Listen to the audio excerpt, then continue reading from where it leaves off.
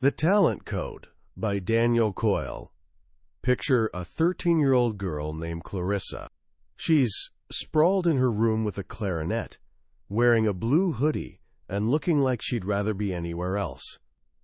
According to everyone who knows her, teacher, parents, even Clarissa herself, she's spectacularly average at music.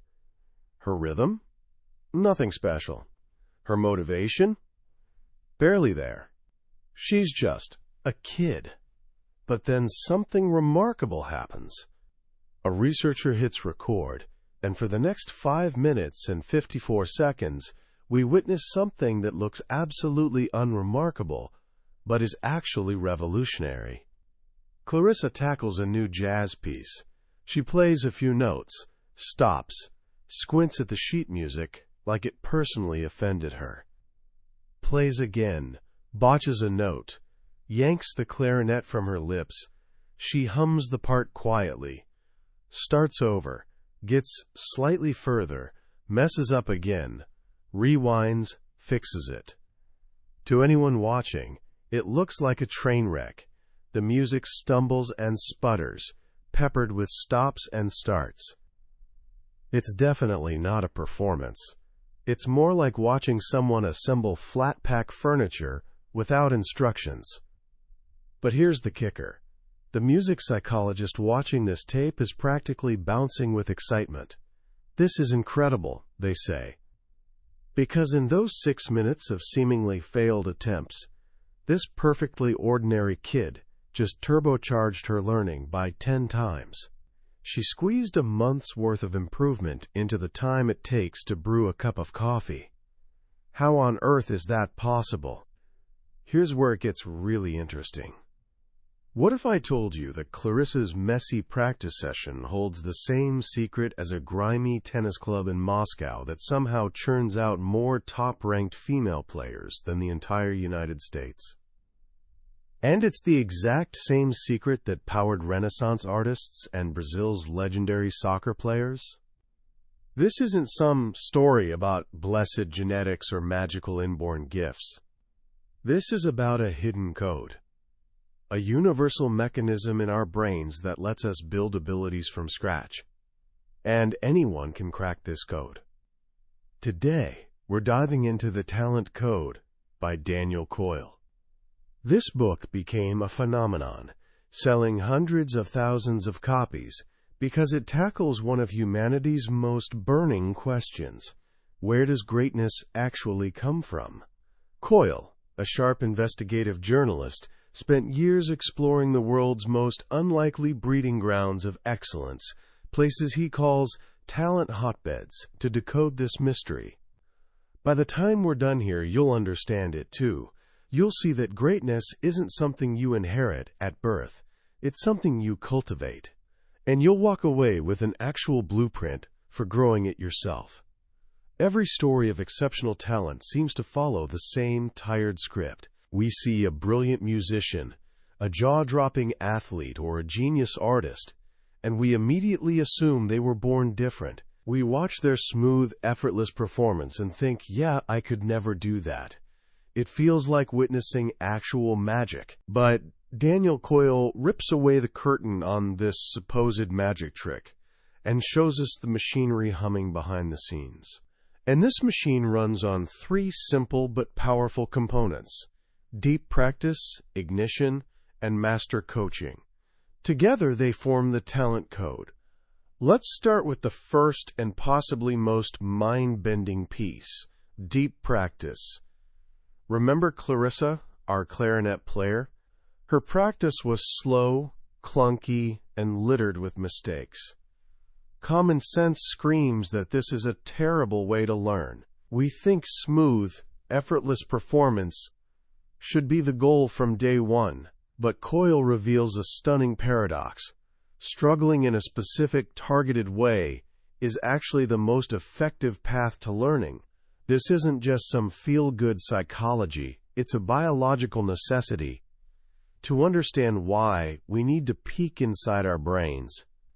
Every human skill, whether it's smacking a baseball, nailing a guitar chord, or cracking a calculus problem, is built on a neural circuit.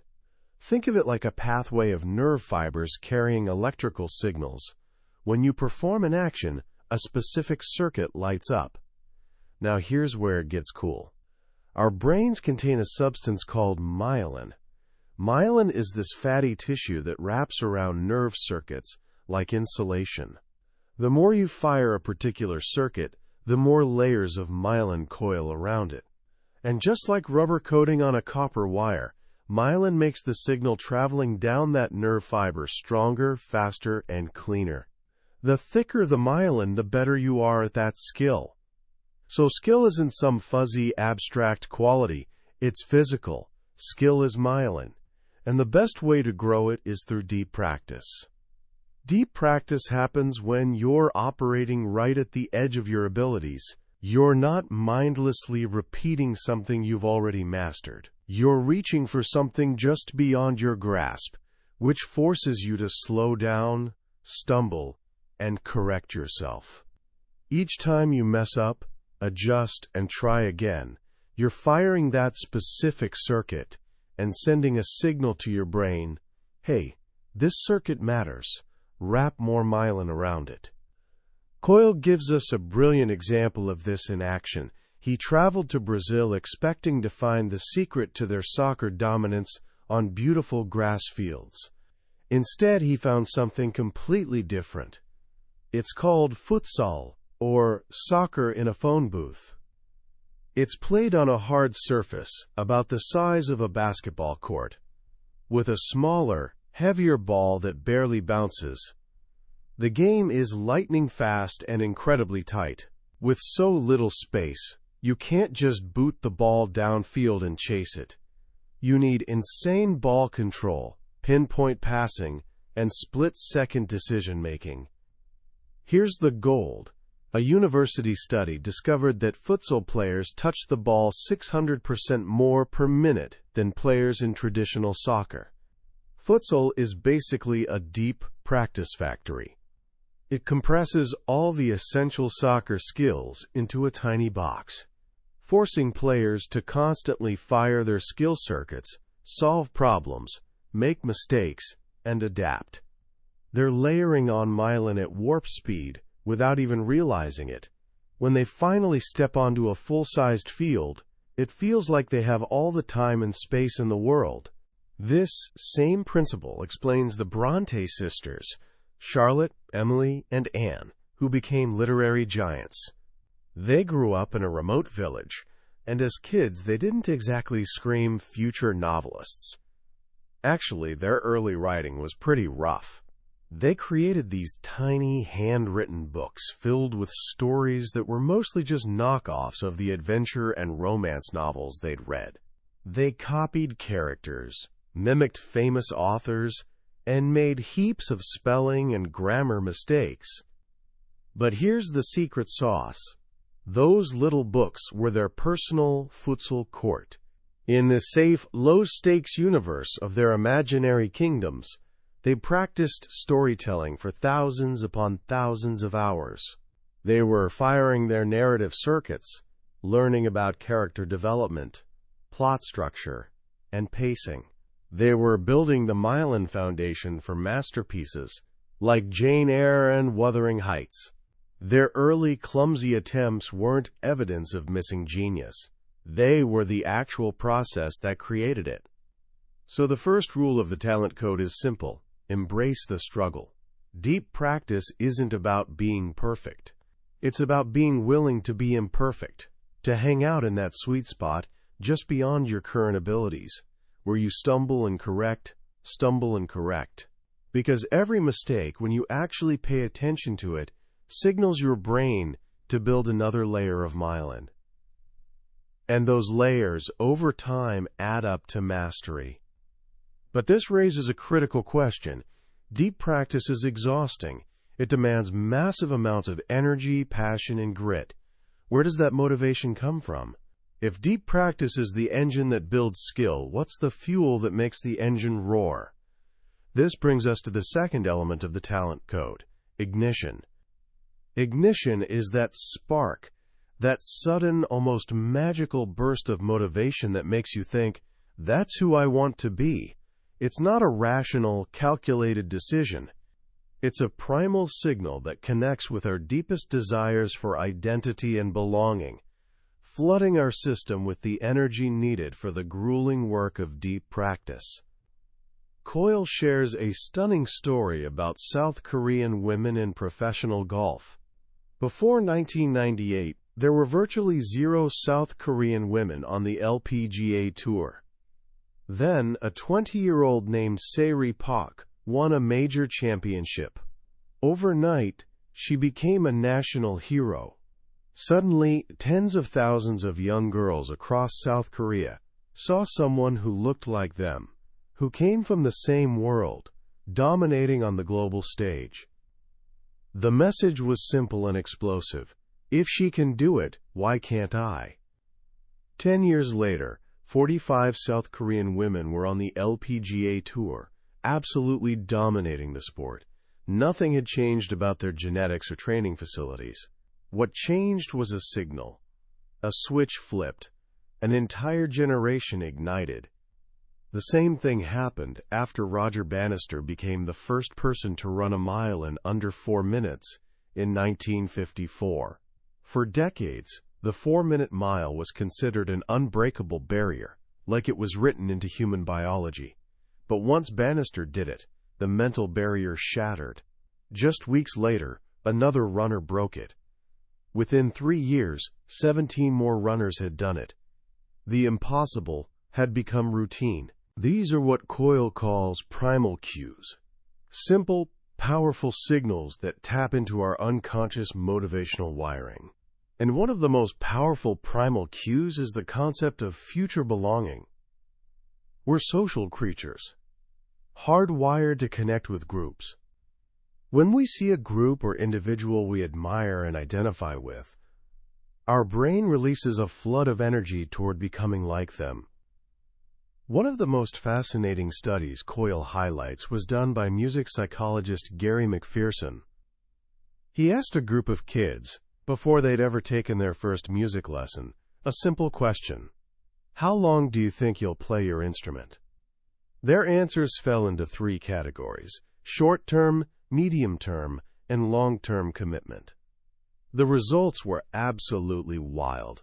The kids who, for whatever reason, saw themselves as long-term musicians, who'd already formed an identity around it, demolished everyone else by a massive margin. With the exact same amount of practice, the long-term group improved 400% more than the short-term group. In fact, a long-term kid practicing just 20 minutes a week progressed faster than a short-term kid practicing for an hour and a half. Their success wasn't determined by natural musical talent. It was determined by a tiny, powerful idea they held before they even started. I am a musician. That idea became the fuel, the ignition, for all the deep practice that followed. And this ignition can be deliberately engineered.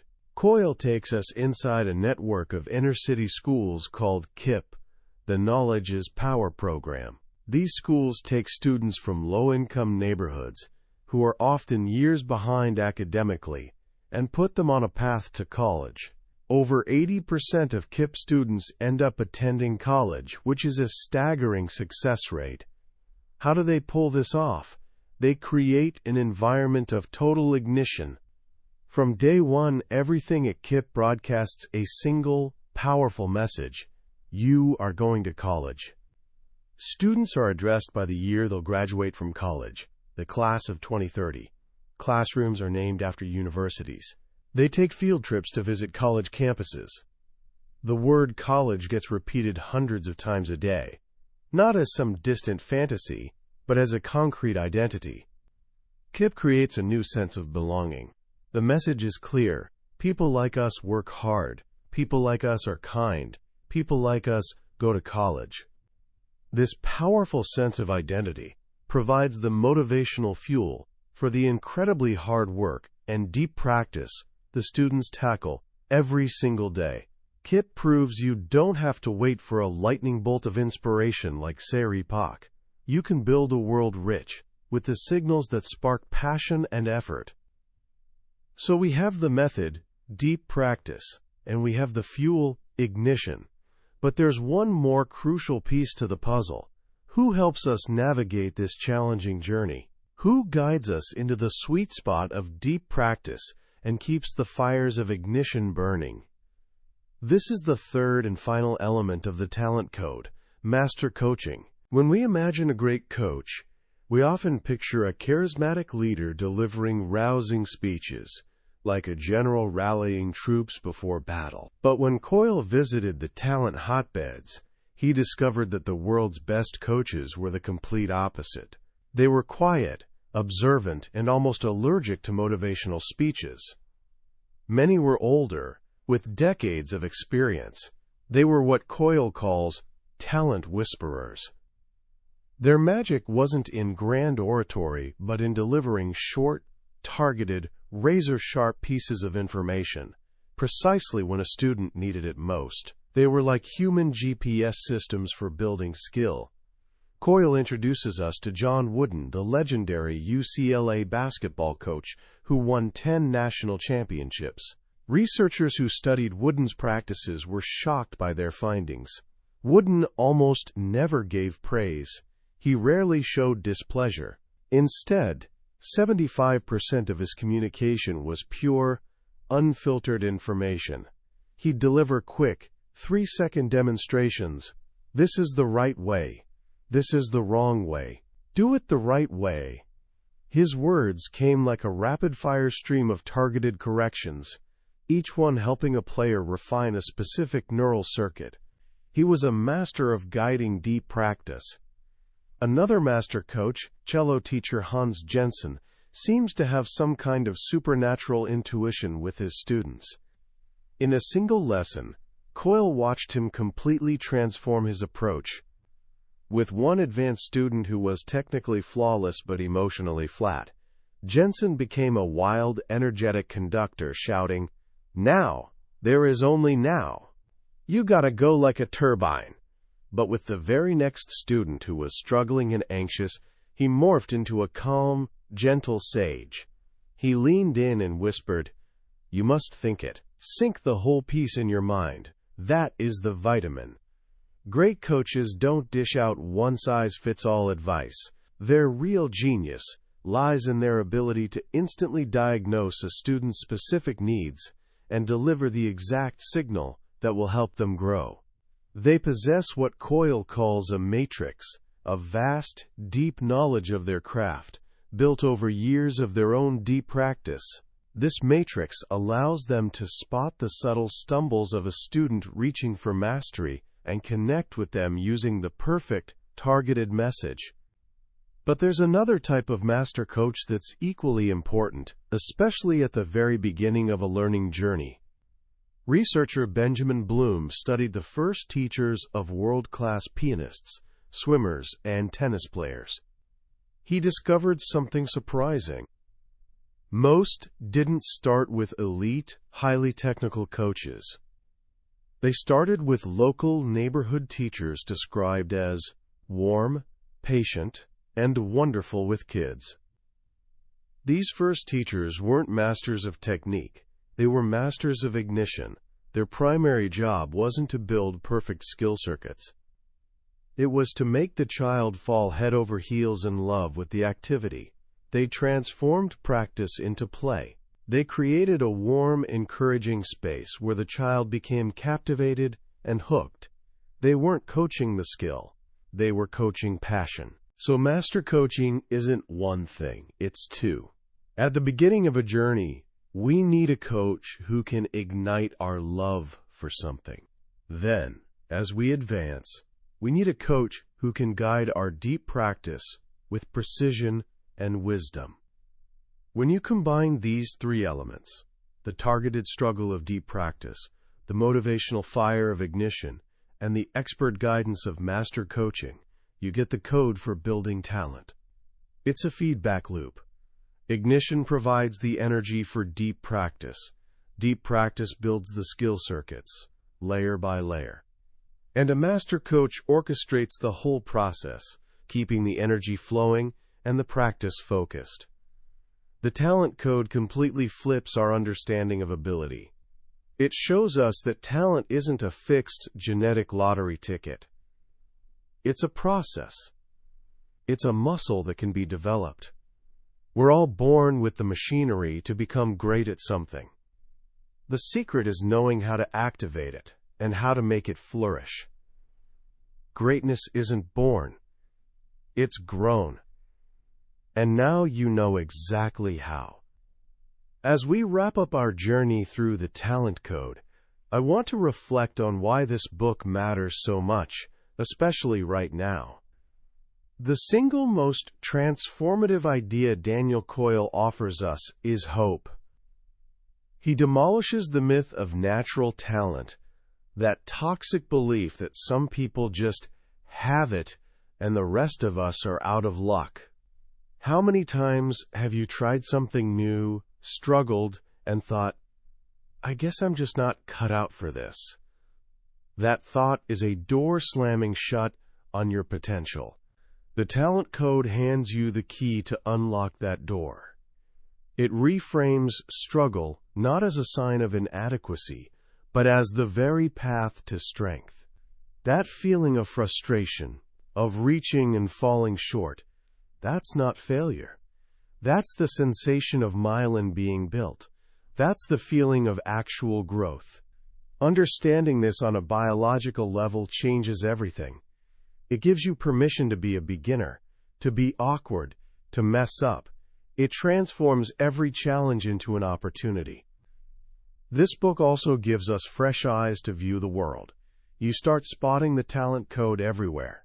You see it in how a master chef trains an apprentice, in how a great company nurtures innovation, and even in how a toddler learns to walk, wobbling, falling, getting back up, building myelin with every unsteady step. So how can you apply this in your own life, starting today? Let me offer 3 concrete actions. First, find your sweet spot. Whatever you want to improve at, a sport, an instrument, an academic subject, even public speaking, don't just go through the motions. Identify the specific skills that are just beyond your current reach. Break them into the smallest possible pieces, slow them down, and work on them with intense focus. Embrace the mistakes, because that's where the real learning happens. Ask yourself, what's the smallest, hardest thing I can do right now to improve? Second, engineer your own ignition. Motivation isn't something you wait around for. It's something you create. Surround yourself with signals that reinforce your identity. If you want to be a writer, join a community of writers. Read work by authors you admire. Stick a photo of your favorite author on your desk. These aren't silly little tricks. They're powerful primal cues that tell your unconscious mind, this is who we are. This is what we do. Your environment shapes your identity, so become the architect of your environment. And third, praise the effort, not the ability. This is critical, whether you're talking to yourself or others. The research of Carol Dweck, which Coyle highlights, is crystal clear on this. When you say, I'm naturally smart at this, you create a fear of failure. But when you say, I worked really hard at this, you create a hunger for challenges. Celebrate the struggle. Acknowledge the persistence. Because effort isn't just a means to an end. It's the engine of growth itself. That was a summary of The Talent Code by Daniel Coyle. We've covered the core ideas today, but I need to be honest. A summary is like looking at a postcard of the Grand Canyon. It gives you the general idea, but it can't capture the awe of standing on the edge yourself. The real magic of this book lives in the stories, the scientific nuances, and the way Coyle weaves it all together. This summary is designed to help you decide if this book deserves your time. If anything we've discussed today has sparked your curiosity or opened your eyes to what's possible, I strongly encourage you to grab a copy. Reading it is an experience that can genuinely transform how you see your own potential. The link to the book is in the description below. Also, if you found this journey valuable, please take a moment to like this video and subscribe to the channel. It's the best way to ensure you don't miss our next exploration into another life-changing book from the billionaire's bookshelf. Let's keep growing together.